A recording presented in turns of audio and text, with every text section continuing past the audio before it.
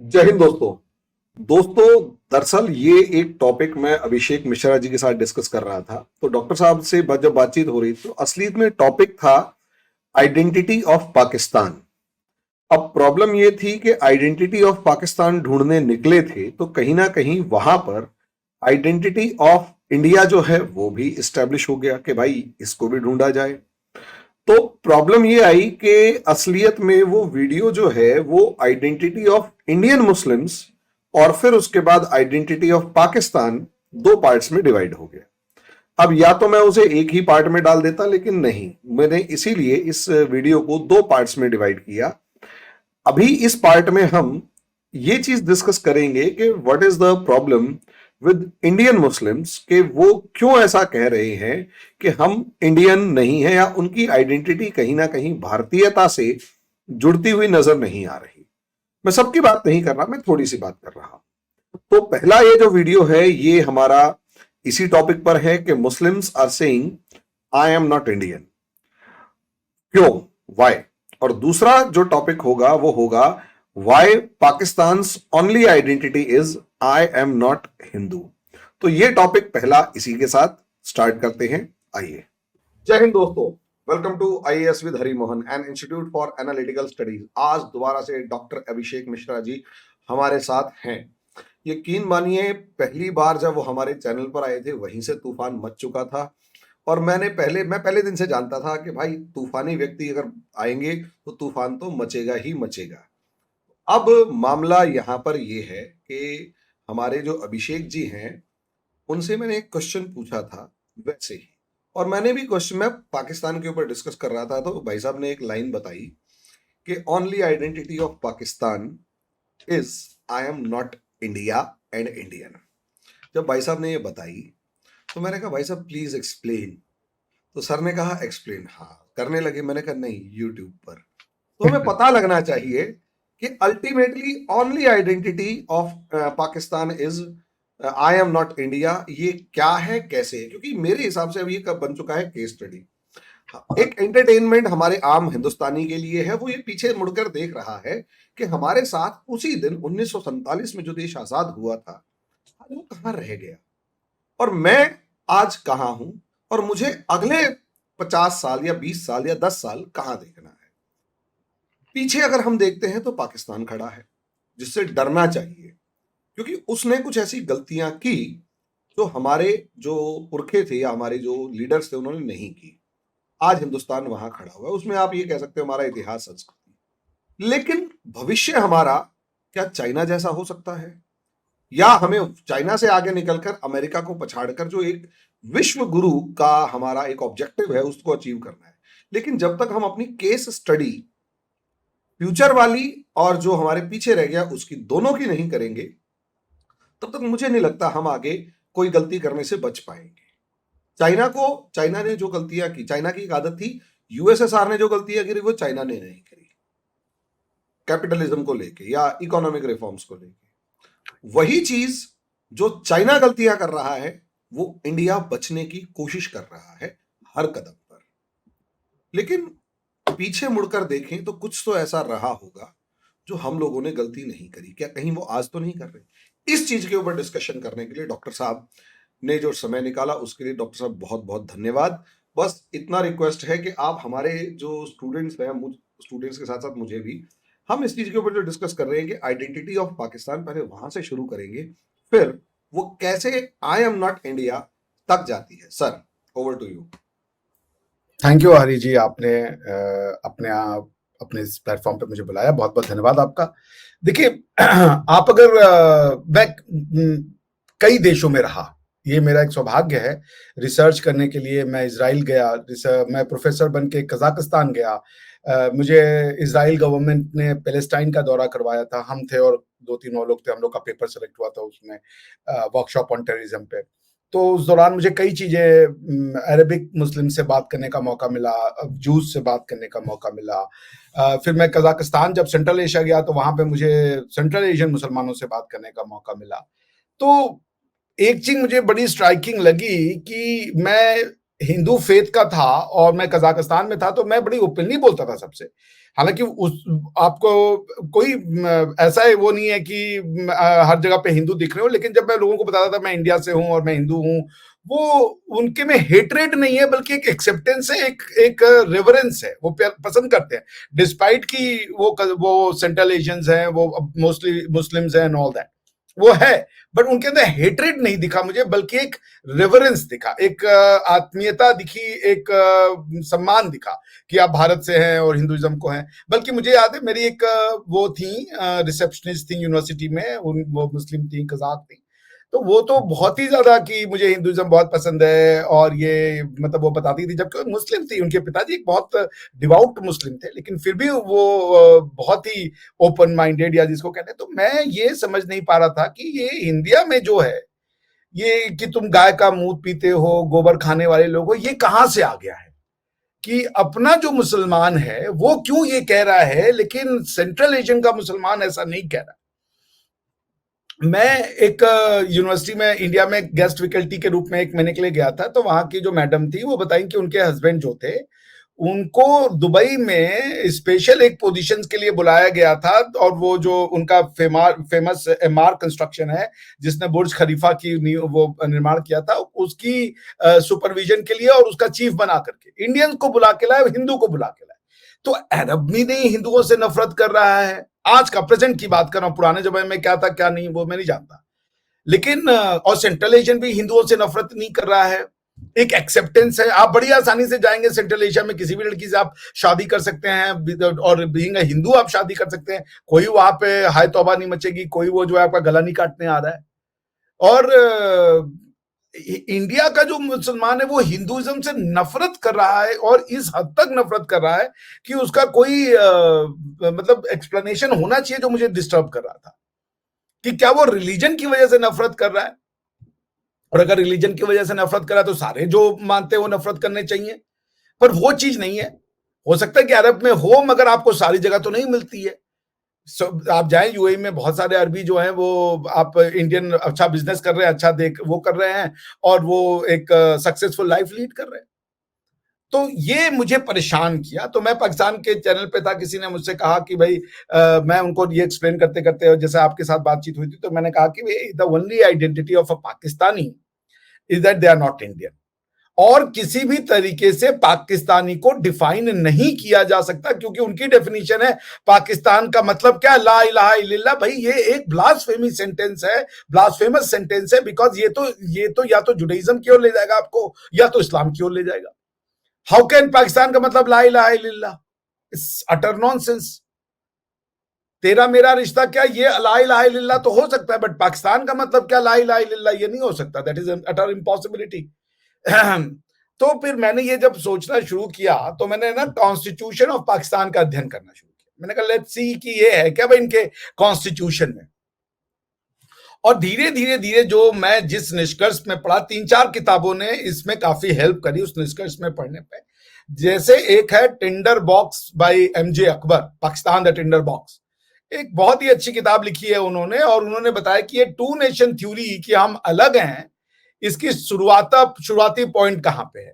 जैसे आप देखेंगे कुछ पर्टिकुलर हमारे यहाँ जो डिवीजन ऑफ स्कॉलरशिप है, कुछ कहते हैं ये सावरकर की देन है, कुछ कहते हैं कि नहीं ये तो सर सैयद अहमद खान की देन है, सावरकर उसका रिस्पॉन्स में थे, और कुछ कहते हैं कि नहीं ये और भी पीछे जाता है। तो मुझे इसमें सबसे कन्विंसिंग थ्योरी लगी एमजे अकबर साहब की। एमजे अकबर साहब ने अपनी किताब में लिखा कि जब यहां से जब मुसलमानों का शासन हुआ कुछ, तो ऑफ कोर्स वो इस्लाम के नाम पे ही शासन करते थे। इसको यदि कोई वो कहता है कि नहीं वो नहीं करते थे, वो झूठ बोल रहा है। इस्लाम के नाम पे शासन हुआ करता था। तो उसमें एक ये पंगा था, जो तुर्की मुसलमान थे या फारसी मुसलमान थे, वो ये कहते थे कि ये जो कन्वर्ट हो जाते हैं इनको अलग कैसे किया जाए। जैसे मान लीजिए मैं आज मुसलमान में कन्वर्ट हो जाऊं, लेकिन मेरे ऊपर जो प्रॉपर्टी का डिस्प्यूट है वो हिंदुओं का लग रहा है, मेरी जो खान पान रहन सहन है वो हिंदुओं का चल रहा है, तो मैं मुसलमान हो गया तो हुआ क्या इससे, तो मेरे समझ में नहीं आ रहा है। अगर मेरे खानदान में आधा लोग मुसलमान है आधा हिंदू है, तो उसी खानदान में बुत परस्ती भी चल रही है, बड़े जोर जोर से चली है, और मैं उसमें पार्टिसिपेट भी कर रहा हूं। तो फिर वो ये समझते थे कि ये इस्लाम नहीं हो सकता, इसको इस्लाम नहीं कहा जा सकता, ये जो एक कल्चरल मेलू बन रहा है वो हम नहीं मान सकते, इनको अलग करो। तो जब आप मुसलमान बन गए तो आपको ये कहा जाने लगा अलग हो तुम, अपना अलग एरिया बनाओ। आज भी देखिए ये इंडिया के मुसलमानों में ये चीज है, या कई जगह पे ये फिनोमिना पाया जाएगा कि जब वो हैं तो वो अपने कल्चर को प्रिजर्व करने के नाम पे एक जगह पे रहते हैं, ठीक है ना। सो टू नेशन थ्योरी की शुरुआत, यानी कि मुसलमान भारत का, बाकी मुसलमानों की बात नहीं हो रही है, भारत का मुसलमान भारत के हिंदुओं से एक अलग कौम है, ये शुरुआत करने का जो मुझे कन्विंसिंग थ्योरी लगी एमजे अकबर साहब की, जिसमें उन्होंने कहा कि ये उस समय ही इसका बीज बो दिया गया जब उन्होंने कहा कि अगर तुम मुसलमान हो गए हो तो अपने आप को अलग करो। अगर तुम हिंदुओं के साथ ही रह रहे हो, खा रहे हो, पी रहे हो, उठ रहे हो, तो तुम्हारे मुसलमान बनने का कोई फायदा नहीं। और इसका आप फिर अगर आप इस पर जंप करें 200-300 साल और आ जाए आप अगर कॉन्स्टिट्यूएंट असेंबली डिबेट में, तो आप यदि आर्टिकल 44 के ऊपर कॉन्स्टिट्यूएंट असेंबली डिबेट पढ़ें, जिसमें कि 1937 के शरीयत एप्लीकेशन एक्ट पे डिबेट की गई, कि जिसमें कि मुसलमानों ने अंग्रेजों से कहा कि हमें शरीयत एप्लीकेशन एक्ट दीजिए, या हमारे पास ऐसा लॉ बनाइए कि जो मुसलमान है वो सिर्फ इस्लामी लॉ से गवर्न हो। तो शरीयत एप्लीकेशन एक्ट जिसको आप पढ़े हैं उसमें सिर्फ 2 या 3 सेक्शन है, ज्यादा नहीं है, 4 सेक्शन होंगे। और इसी के ऊपर ये जो अभी शाहबानो का यह जो रिसेंट केस है जिसमें 3 तलाक को आउटलॉ किया सुप्रीम कोर्ट ने, उसमें भी सुप्रीम कोर्ट ने ये कहा कि ये जो शरीयत एप्लीकेशन एक्ट है, इसी के आधार पे, इसी को आधार बनाते हुए उन्होंने ये कहा कि ये जो 3 तलाक है या ट्रिपल तलाक की प्रैक्टिस इन वन गो है, ये अनकॉन्स्टिट्यूशनल है, बिकॉज अगर वो शरीयत एप्लीकेशन एक्ट नहीं होती तो पर्सनल लॉ से ये मामला गवर्न हो रहा होता, और पर्सनल लॉ जो है भारत में वो फंडामेंटल राइट्स के दायरे में नहीं आता, ठीक है ना। आपके जो लोग ये बात नहीं समझते, मैं उनको आसान की भाषा में सिखा दूं। फंडामेंटल राइट पार्ट 3 में कॉन्स्टिट्यूशन में दिए गए हैं। फंडामेंटल राइट मेरी भाषा में, fundamental right is a restriction on the power of the government, और इससे ज्यादा ये कुछ नहीं है। वो रिस्ट्रिक्शन आपके राइट के फॉर्म में परिलक्षित होता है, कहीं पे वो लाइफ के नाम पे परिलक्षित होता है, कहीं इक्वलिटी के नाम पे परिलक्षित होता है, बट एसेंस है restriction on the powers of government, ठीक है। तो उसमें जो है आर्टिकल 13 जो है ये रिस्ट्रिक्शन देता है। आर्टिकल 13 ये कहता है, 13 clause 2 specially, 13 clause 1 pre constitution law की बात करता है। वो ये कहता है कि state shall not make any law that takes away और एब्रिजेस फंडामेंटल राइट, यानी कि स्टेट ऐसा लॉ ना बनाए जो कि फंडामेंटल राइट को किसी तरीके से कॉम्प्रोमाइज करता है। आप समझ रहे हैं। अब अगर आप ये बात कहें कि भाई अच्छा चलो स्टेट तो ऐसा लॉ नहीं बनाएगा, लेकिन 1947 के पहले या 1950 के पहले, सॉरी, ऐसा तो कोई स्टेट एग्जिस्ट नहीं करता था, क्योंकि ये जिस स्टेट की बात कर रहे हैं आर्टिकल 13 में, वो तो 12 में डिफाइंड है। उस स्टेट का मतलब है पार्लियामेंट, गवर्नमेंट और ये सब। अब शरीयत एप्लीकेशन एक्ट तो पार्लियामेंट ऑफ इंडिया ने नहीं बनाया था, शरीयत लॉ भी इंडिया ने नहीं बनाया, पार्लियामेंट ऑफ इंडिया ने नहीं बनाया, तो ये प्री कॉन्स्टिट्यूशनल लॉ है। प्री कॉन्स्टिट्यूशनल लॉ के लिए भी सेम चीज है, उसमें वो ये कहते हैं कि all laws in force in the territory of India immediately before the commencement of this constitution insofar as it is inconsistent with this part shall be void।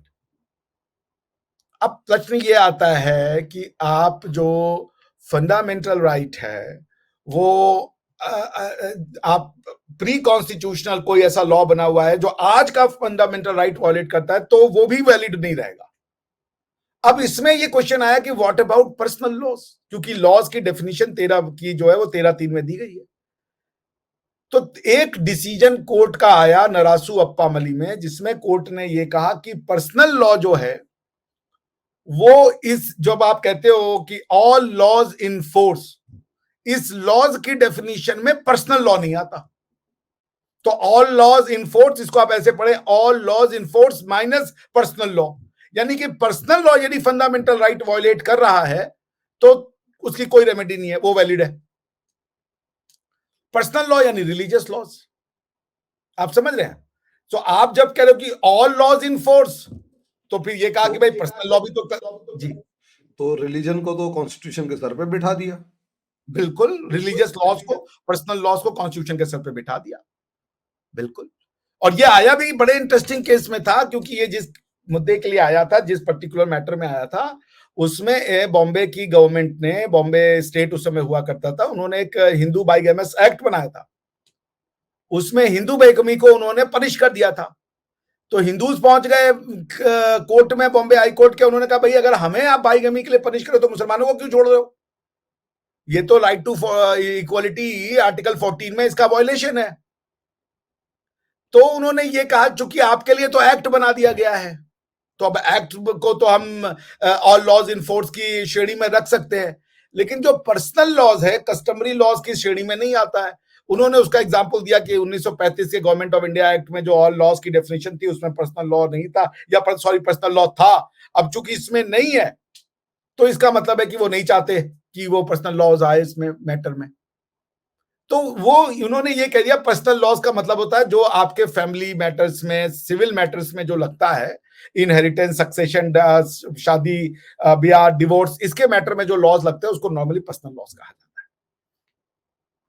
तो ये जो शरीयत एप्लीकेशन एक्ट पे जब आर्टिकल 14 में बहस हो रही थी, तो उन्होंने ये कहा कि भाई मुसलमानों ने ये बात अंग्रेजों से कही कि चूंकि हम मुसलमान हैं और अब भारत के मुसलमान को शरीयत लॉ के अंडर में आना चाहिए, नहीं तो पता ही नहीं चलता है कि कौन मुसलमान है कौन मुसलमान नहीं है। उसका एग्जाम्पल दिया गया, खोजा मुस्लिम्स हुआ करते थे गुजरात में, जो बेसिकली तो मुसलमान कन्वर्ट हो गए थे, मगर उनका सारा का सारा जो डिस्प्यूट होता था फैमिली मैटर का, डिवीजन का, सक्सेशन का, प्रॉपर्टी का, वो हिंदू लॉ से गवर्न होते थे। अब एक गांव कन्वर्ट हो गया, उसका लॉ तो उसको पता नहीं है कि भाई अगर मेरे कोई डिस्प्यूट हो रही है तो उसमें लॉ हम कौन सा लगाएं। तो पॉइंट यह हुआ कि कन्वर्जन के बाद लॉ लगाओ, मुसलमान इस्लामी लॉ, बेसिकली अरबिक लॉ, ठीक है ना, बिकॉज मैं नहीं मानता ये कोई यूनिवर्सल लॉ या दुनिया भर में लग जाएंगे। अरबिक लॉ लगाओ, अरबिक समझ से लगाओ, ठीक है। तो ये आर्टिकल 14 का वो बना कि भाई आप एक यूनिफॉर्म सिविल कोड बनाइए और अलग अलग कम्युनिटी को अलग अलग लॉज नहीं दिए। जी सर, मुझे ऐसा लगता है कि जैसे आपने बताया ना, एक मेरा भी कंसेप्ट सा क्लियर हो गया अच्छे से, कि एक कंफ्यूजन क्रिएट हो गई कि कल्चर तो हमारा इंडियन, ट्रेडिशंस हमारे इंडियन, हर चीज इंडियन, उसमें लॉ आप अमेरिकन अरेबिक प्रिंसिपल्स के लगाओगे तो खुद ही वो कंफ्यूज होंगे या कॉन्फ्लिक्ट क्रिएट होगा। देखिए, रिलीजन और कल्चर में हरी भाई इसको ऐसे डिफरेंस कर रहे हैं। मैं मुसलमान बन जाता हूं, मान लीजिए कल को, ठीक, तो अब मैं मुसलमान बन गया तो मुझे सुअर नहीं खाना है, पिग नहीं खा सकता अब मैं। और मेरे कल्चर में और इस्लामिक लॉ में कहीं ये मैंडेट नहीं कि गाय खाना है, लॉ ये नहीं कहता कि गाय खाना है। तो मेरा रिलीजियस डाइटरी लॉ ये है कि मैं अब सुअर नहीं खा सकता क्योंकि मैं मुसलमान हूं। और मेरा कल्चरल लॉ ये हो गया कि मैं चूंकि इंडियन हूं तो गाय नहीं खा सकता क्योंकि यहां पे ये कल्चर का पार्ट है। चूंकि गाय तो जैन भी नहीं खाता, गाय तो बुद्ध भी नहीं खाता, ये दोनों ही जो है ये आपके हिंदुस्तान तो है नहीं, सिख भी नहीं खाता, ठीक है ना। गाय खाने की डिमांड तो कोई नहीं करता, ये सारे अलग रिलीजन है। आप किसी सिख से पूछे बीफ खाओगे, वो बोलेगा हम नहीं खाते, बड़ी कॉमन सी प्रैक्टिस है। वरना पूरे सिखिज्म में, पूरे पंजाब में बीफ बड़े आराम से बिक रहा होता, ठीक है ना। जो इंडिया में रहने वाले जूस हैं वो भी गाय नहीं खाते, इंडिया बहुत से वाले नहीं जो खाता, जूस हैं। एग्जैक्टली वही मैं कह रहा इसीलिए हूं। मुझे किसी ने बताया कि इजराइल में आपसे पूछेंगे एक पर्टिकुलर वर्ड कि आपको बी गाय वाला चाहिए बिना गाय वाला चाहिए। करेक्ट। तो वो आप पारसी को देख लें, पारसी क्योंकि वो जब आए इस कल्चर का रिस्पेक्ट किया उन्होंने। तो मैं यदि मुसलमान बन जाता हूं तो रिलीजन और कल्चर को जो लोग समझना चाहते हैं, मैं सुअर इसलिए नहीं खाऊंगा क्योंकि रिलीजन प्रोहिबिट करता है। क्योंकि लॉज ऑफ डाइट जो है वो जुडाइज्म में और इस्लाम में बहुत क्लियर है। जुडाइज्म में ये साफ साफ बताया गया कि आप किसको नहीं खा सकते। वो बेसिकली जो हूफ खुर कहते हैं जिसको हम, जिनका डिवीजन हो, खुर के बीच में डिवीजन हो, ऐसे एनिमल्स को आप खा सकते हैं। सुअर को एक्सेप्शन दिया गया था जुडाइज्म में कि सुअर आप नहीं खा सकते, और यही मोर और लेस आगे बढ़ गया, इस्लाम में भी आया।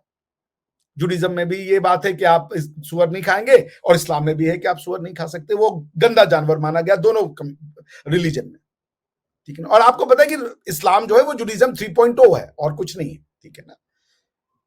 तो अब हम जो लोग कल्चर और रिलीजन का तफरीक नहीं समझते, उनको ये समझना पड़ेगा कि आप जब बाहर के लोग आए तो उन्होंने इंडियंस को चेंज करवाने की, तुम रिलीजन चेंज करो इससे मतलब नहीं है, पहले तुम गाय खाओ, इस पे फोर्स किया, कल्चर चेंज करने की कोशिश की। आप समझ रहे हैं कि तुम रिलीजन चेंज कर लो, इससे कोई इंडियंस को रिलीजन से कोई आपत्ति नहीं थी, क्योंकि पहला जो सीरियन क्रिश्चियंस आए थे केरल में, उनको कोई लड़ाई थोड़ी लड़नी पड़ी लोगों को क्रिश्चियन बनाने के लिए। जो चेरामल का मॉस्क बना केरल में, उसके लिए कोई लड़ाई थोड़ी लड़नी पड़ी, राजा ने स्वेच्छा से बना दिया था, ये लो मॉस्क यार बना लो अपना, तुम आए हो पूजा करने। तो पॉइंट ये है कि रिलीजन आपको, चूंकि ये जो अब्राहमिक फेथ का रिलीजन है, ये सेट ऑफ लॉज देता है, और उन लॉज के हिसाब से, जिसको कहते हैं अमल करना जिंदगी, जब आप कहते हैं कि आपके अमल के आधार पे आपको स्वर्ग या नर्क मिलेगा, तो अमल मतलब क्या? अमल मतलब उन्हीं लॉज को फॉलो करना।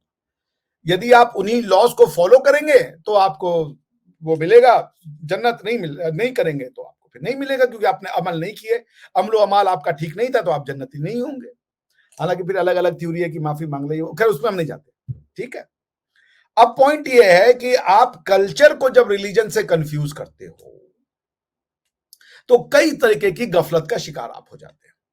और एब्राहमिक फेथ जो है, चूंकि वो पूरा इनकम्पासिंग लॉ दे देता है कि आपके जीवन का कोई भी ट्रांजैक्शन ऐसा नहीं है जिससे रिलेटेड लॉ नहीं हो उनके पास, ठीक है ना। साधारण लॉ, ट्रैफिक लॉ नहीं है उनके पास, लेकिन साधारण आपके जीवन से जीने का सारा लॉ है। यानी कि ये भी कि आपको खाना कैसे खाना है, हाथ कैसे धोना है, नहाना कैसे, ये सबका कल्चर है, सबका लॉ दिया हुआ है। तो लोग इसी को कल्चर समझ लेते हैं, ठीक है। अब गंगा में कोई यदि डिप लगा रहा है और वो हर हर गंगे कह रहे हैं, तो कह रहे हैं कि नहीं, चूंकि हमारे लॉ में हर हर गंगे नहीं दिया, और अगर हम हर हर गंगे करके डिप लगा रहे हैं तो हम हिंदू हो जाएंगे। कल्चर और रिलीजन का कॉन्फ्लिक्ट हो जाएगा, क्योंकि उसको लग रहा है कि नहाने का बस यही तरीका हो सकता है, और ये तरीका नहाने का है, तो ये मेरा पार्ट नहीं है। वो रिलीजन की एग्जॉस्टिवनेस को कल्चरल एग्जॉस्टिवनेस समझ रहा है, जबकि ऐसा नहीं है। कल्चर के 3 मुख्य अंग होते हैं: भाषा, खान पान और कपड़ा। तो यदि आप देखें, भारत के किसी भी लोगों का कपड़ा जो है वो अरबी तो नहीं है, ना ही तुर्की है, ठीक है ना। और भारत का मुसलमान इसको भी लेके कंफ्यूज है कि उसका इस्लाम तुर्की इस्लाम है या उसका इस्लाम अरबिक इस्लाम है, ठीक है ना। वो इसको लेके बड़ा कंफ्यूज है। जैसे आपको जो मस्जिदें बनेंगी तो तुर्की स्टाइल में बननी है या वो अरबी स्टाइल में बननी है। अरबियों में मिनेरेट होती है, तुर्कियों में गुंबद होता है, आप समझ रहे हैं। तो ये जो कल्चर का कंफ्यूजन है, जैसे कहते हैं कि भाई मुगलों ने आके हमें आर्ट दिया, तो वो मुगलों का आर्ट था, तुर्कियों का आर्ट था, या इस्लामिक आर्ट है, वो उसको इस्लामिक से कंफ्यूज कर रहे हैं, ठीक है ना। सो अब जैसे घोड़ा खाना, घोड़ा हर तुर्क खाता है क्योंकि वो उसकी कल्चर का पार्ट है, लेकिन घोड़े के कोई आपको वर्णन बाकी इस्लाम के शरिया लॉ में नहीं मिलेगा, क्योंकि घोड़ा उस अरबिक रीजन का कोई खाने का कोई पार्ट ही नहीं है, ठीक है ना। तो पॉइंट है कि जब कल्चर और रिलीजन की इतनी गफलत, क्योंकि रिलीजन में यह कहा गया कि तुमको स्ट्रिक्ट इंटरप्रिटेशन करनी है, जैसे तुमको इसमें लिखा गया है, इसको कहते हैं स्टैट्यूट पॉजिटिव अप्रोच या बहुत स्ट्रिक्ट इंटरप्रिटेशन ऑफ लॉ, जो लिखा है वैसे ही करो। और जीसस क्राइस्ट जुडाइज्म के इसी बात से नाराज होकर के आए थे कि भाई तुमने लॉज को इतने स्ट्रिक्ट कर दिए हैं, या मेरे पापा या पिताजी के द्वारा दिए गए लॉज को तुम दुरुपयोग कर रहे हो, इसीलिए हम यहाँ पे नया लॉ लेके या नया कवेनेंट या नया कॉन्ट्रैक्ट लेकर के हम आएंगे। तो पॉइंट ये है कि जो वापस में आता हूं कि पाकिस्तान की आइडेंटिटी जो है, बेसिकली पाकिस्तान की जड़ें वो पाकिस्तान में नहीं है। पाकिस्तान एक टहनी का नाम है जिसकी जड़ें हिंदुस्तान में है। पाकिस्तान में आज भी जो स्कूल ऑफ थॉट इस्लाम का चलता है वो या तो देवबंदी चलता है या तो बरेलवी चलता है, बाकी कोई स्कूल ऑफ थॉट है ही नहीं उनके यहाँ। बाकी ये सब जो है ऑर्गेनाइजेशन चलती है, इनका कोई लिखित नहीं है। लेकिन आपको यदि किसी मसले का सोल्यूशन चाहिए तो या तो आप देवबंदी स्कूल में देखोगे या तो आप उसमें देखोगे, बरेलवी स्कूल ऑफ थॉट की किताबों में देखोगे, ठीक है ना। जो फिका है उनका, जो फिका वाला, जैसे कुरान और चूंकि जो 4 सोर्स ऑफ लॉज हैं उसमें कुरान और यदि हदीस से मामला सॉल्व हो जाता है तो आपको कोई जरूरत ही नहीं है अपना दिमाग लगाने की। लेकिन यदि कुरान और हदीस से प्रॉब्लम सॉल्व नहीं हो रहा है तो आपको फिर फिका में जाना पड़ता है। तो भारत के लोगों का फिका भारतीय, जैसे अब आप देखे हैं पाकिस्तान के लोगों में वो है कि कुरान की तिलावत इतने से इतने बजे में करनी है, which is not at all a practice in इधर तुर्की, मतलब इधर सेंट्रल एशिया और इन अरब। उनको पता ही नहीं कि टाइम के हिसाब से क्या करना है। हमारे वो है कि वो दिया जला दो 6 बजे 7 बजे कर दो, ऐसे कर दो। तो वो इंडियन प्रैक्टिस ऑफ इस्लाम करते हैं, और वो विली निली करते हैं। जैसे शादियों में हल्दियां हो रही हैं, वो 4-4 दिन का हल्दी लग रहा है, मेहंदी हो रही है, ये विली निली चल रहा है। आप समझ रहे हैं? तो पॉइंट ये है कि अब उसको, जो हमारे भाई बहन है, मुस्लिम भाई बहन है, उनको over the period of time ये सिखाया गया कि तुम मुसलमान हो तो इसका मतलब तुम हिंदू नहीं हो। जो जिन्ना कह रहा था कि टू नेशन थ्योरी में यू आर मुस्लिम फर्स्ट, तो वो कह रहा मुस्लिम फर्स्ट का मतलब बताओ मुझे। जैसे अरबी फर्स्ट और मुस्लिम फर्स्ट में क्या अंतर है? मैं अरबिक हूं पहले या मैं पहले मुस्लिम हूं? तो इसका अंतर है कि दोनों में कोई अंतर नहीं, क्योंकि अरबी ही मुसलमान है और मुसलमान ही अरबी है। क्योंकि एक अरबी जो इस्लाम रिलीजन को न भी फॉलो करे, लेकिन वो इस्लामिक कल्चर को तो फॉलो ही कर रहा है, क्योंकि वो वही रहता है। भाई अगर कोई अरबी क्रिश्चियन है मगर वो अरबी बोल रहा है जी, ज्यूज भी तो अरबी होते हैं और बिल्कुल क्रिश्चियंस भी अरबी हैं। बिल्कुल बिल्कुल। जो देखिए, ये अब्राहम पे जाना पड़ेगा ना। अब्राहम को प्रॉमिस किया था कि मैं तुम्हारे प्रॉमिस लैंड दूं। इस पे फिर कभी जाएंगे, वो कि ट्राइब क्या होता है और इस सब पे हम नहीं जाना चाहते। पर पॉइंट ये है कि आप आपको इस्लाम पसंद है, आप प्रैक्टिस करो, कोई बुरी बात नहीं, बहुत अच्छी चीज है। मगर कल्चरल डिफरेंस तो समझो ना। आप कल्चर को प्रैक्टिस करते हो न चाहते हुए भी। जो आप खाना खा रहे हो, जो आपकी जबान का टेस्ट है, वो तुर्की खाना नहीं है। कितना भी वो बना लो कि बिरयानी तुर्की बना के, मैंने गया हूं भाई। अगर आप जैसे सली बोटी है, सली बोटी अगर पारसी लेके आए तो वो भैया वहां भी मिलता है सली बोटी, वो अपना खाना बना के लेके आए। बिरयानी तो मुझे कहीं सेंट्रल एशिया में नहीं मिली जो लोकल बनाते हो। पिलाफ बनाते हो, पिलाफ भी उनका दूसरा कंस्ट्रक्शन है। मसाले वो खा ही नहीं सकते, उनको मसालों से उतना हीटेड मसाला उनके बस की बात है। तो चीज तो एग्जिस्ट हो, जो जैसे इंडियन जहां जाता है वो खाना लेके जाता है। तो पॉइंट ये है कि हमारे जो मुस्लिम भाई बहन हैं उनको भारतीय कल्चर को स्वीकार करना पड़ेगा, और इसको भी स्वीकार करना पड़ेगा। जैसे लोग कहते हैं कि आप वैदिक मुसलमान हो, सनातनी मुसलमान हो, भारतीय मुसलमान हो, सब एक चीज है। जैसे आर्य समाज के लोग बुत परस्ती तो नहीं करते, उनको भी यही है कि हम बुत परस्ती नहीं करेंगे, बैक टू वेदास, वेद में जाएंगे। तो आप भी बुत परस्ती नहीं कर रहे हो, लेकिन आर्य समाज अपने आप को वेद से जोड़ रहा है। आप ये कह सकते हो कि हम वेद से इस तरीके से जुड़े हुए हैं कि हम वैदिक लोग हैं मगर वेद को नहीं मानते। जैसे चरवाक थे, उन्होंने, वो वैदिक थे, उन्होंने कहा यार ये थ्योरी दियो, हम नहीं मानते, उन्होंने उसको रिजेक्ट कर दिया। ठीक है ना? तो पॉइंट ये है कि ये जो टू नेशन थ्योरी बनाई गई कि तुम अलग हो, पर यह बताया नहीं गया कि कैसे अलग हो। 1940 के लाहौर अधिवेशन में इनका भाषण पढ़े, क्या नाम है जिन्ना का, तो वो कह रहे हैं भारत में नेशनल प्रॉब्लम नहीं है, इंटरनेशनल प्रॉब्लम है, बिकॉज कि हिंदू और मुसलमान दो अलग अलग कौमें हैं, सो ये इंटरनेशनल प्रॉब्लम है। तो जिन्ना के हिसाब से, जिन्ना के पिताजी जो थे या दादाजी ठक्कर साहब, वो तो हिंदू थे, पूरा परिवार कन्वर्ट नहीं हुआ था, तो उनके देश में इंटरनेशनल लोग रह रहे थे। एक दूसरे से वीजा चाहिए था मिलने के लिए कि हाँ बुआ कह ले वीजा दे दो हमें। आप समझ रहे मेरी बात? तो ये जो मूर्खतापूर्ण है, किसी ने नहीं लिखा टू नेशन थ्योरी क्या है, बस ये बता दिया टू नेशन थ्योरी मतलब भारत का हिंदू और भारत का मुसलमान एक साथ नहीं रह सकते, इसको टू नेशन थ्योरी कहा। तो टू नेशन थ्योरी की एप्लीकेशन सिर्फ हिंदू और मुसलमान पे होगी, और भारत का मुसलमान भारत के हिंदुओं से अलग है इसलिए नहीं रह सकता, तो क्या ये भी होगा कि भारत का हिंदू भी मुसलमान के साथ नहीं रह सकता? तो फिर ये तो पंजाब, जब जो पाकिस्तान बना वहां पे जहां जहां हिंदू मेजोरिटी में है वो जगह आप भारत बनाइए फिर। तो फिर क्या ये क्रिश्चियनों पे भी लगेगा कि क्या जो मुसलमान है वो क्रिश्चियंस के साथ रह सकता है कि नहीं रह सकता है? तो बहुत इन्होंने गफलत करी। और इसका जो आप पाकिस्तान की हिस्ट्री ऑफ कॉन्स्टिट्यूशन पढ़े तो 1954 में इन्होंने कहा सारे सूबे तोड़ दो, एक पाकिस्तान बनाओ। क्यों? क्योंकि भाई इस्लाम में नेशन का कॉन्सेप्ट नहीं है, तो सूबा कैसा हो जाएगा? फेडरलिज्म हो ही नहीं सकता इस्लाम में, because there is no concept of nation. इस्लाम एक ब्रदरहुड बनाता है, वही बहुत है। और दिक्कत ये कि जब आप कन्वर्ट कर दोगे तो कहेंगे अपने वाले को तो तुम छोड़ दो। अच्छा आप ये बताइए कि प्रॉफिट मोहम्मद ने जब उम्मा बनाया, तो प्रॉफिट मोहम्मद ने अगर कोई नेशनहुड की शुरुआत की तो एक नेशनहुड उस दिन से मर जाना चाहिए था, उसका नाम था अरबिक नेशनहुड।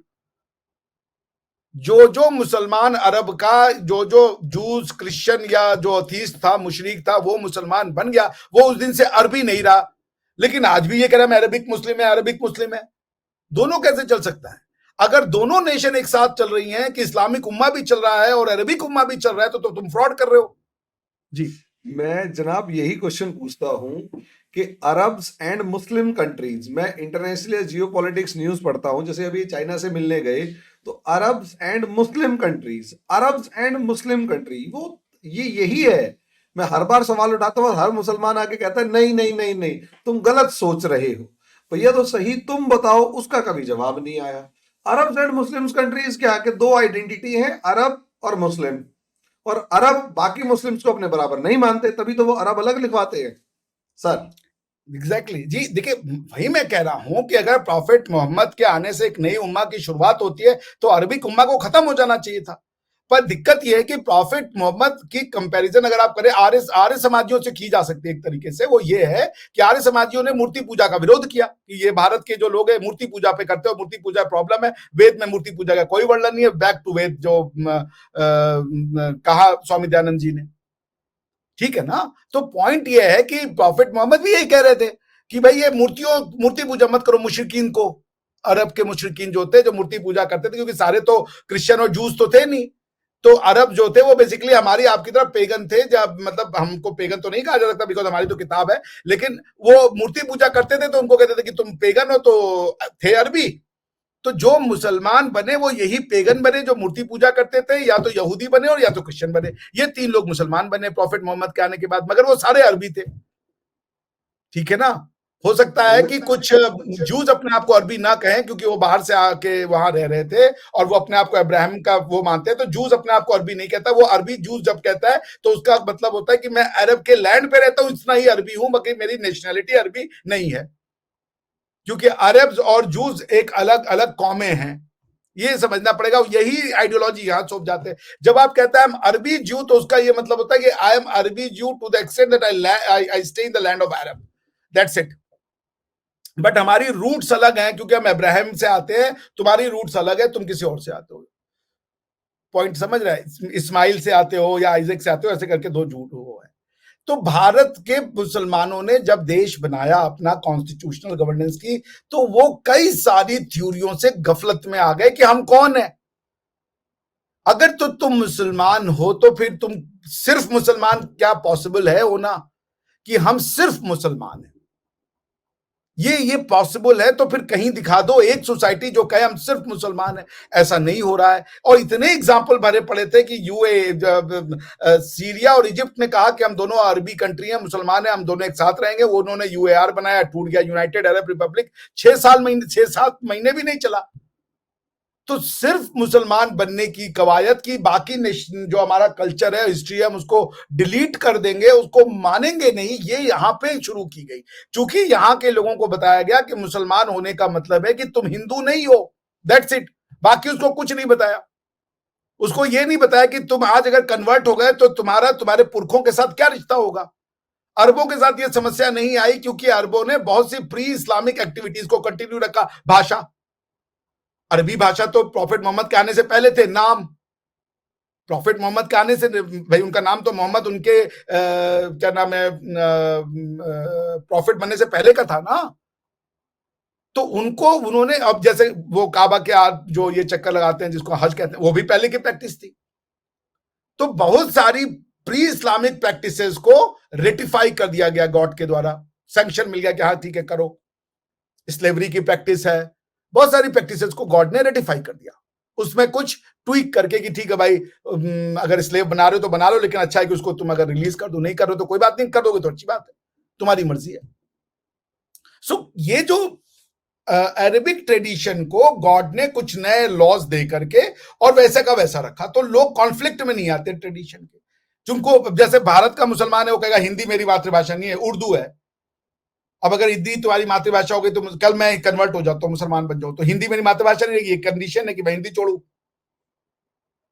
आप समझ रहे हो? उसी तरीके से फिर वो कहेगा मेरा कपड़ा ये, अब मैं धोती कुर्ता पहनने वाला मुसलमान हूं, मैं तो कन्वर्ट हो गया, मैं धोती कुर्ता पहनता रहा सारा जिंदगी, कह रहा नहीं अब धोती कुर्ता छोड़ो तुम।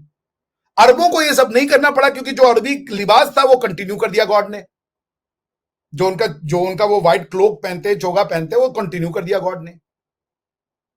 सो पॉइंट ये है कि जब आप कन्वर्टेड, अब जैसे भारत का मुसलमान है उसको पता ही नहीं यहूदी क्या होते हैं, लेकिन अब आप भारत के मुसलमान हो, आपको जबरदस्ती यहूदियों से दुश्मनी है। आप भारत के मुसलमान बन जाओ तो अब जैसे कल्चर और रिलीजन में यही अंतर, आप यदि भारतीय मुसलमान हो तो यहूदी आपका बाय डिफॉल्ट दोस्त होगा, क्योंकि आपको कोई ऑब्जेक्शन नहीं है, आप तो जानते भी नहीं हो कौन है यहूदी। यहूदियों का ट्रांजैक्शन प्रॉफेट मोहम्मद के साथ क्या रहा हो तो प्रॉफेट मोहम्मद जानते हैं, लेकिन भारत के उसमें तो यहूदियों का कोई ट्रांजैक्शन था ही नहीं ना, यहां तो यहूदी मिलते ही नहीं थे। आप अगर बुक ऑफ इस्तर पढ़ेंगे तो उसमें हौदा का वर्णन है कि इंडिया वहां तक फैला हुआ था। जो हौदा कंट्री, हौदा आप अगर किसी यहूदी से पूछेंगे तो वो इंडिया को हौदा कहता है, हौदा, उसी का अरबिक वर्ड हिंद हो जाता है। दोस्तों, ये हमारे वीडियो का पहला पार्ट है जिसके अंदर हमारा डिस्कशन हुआ।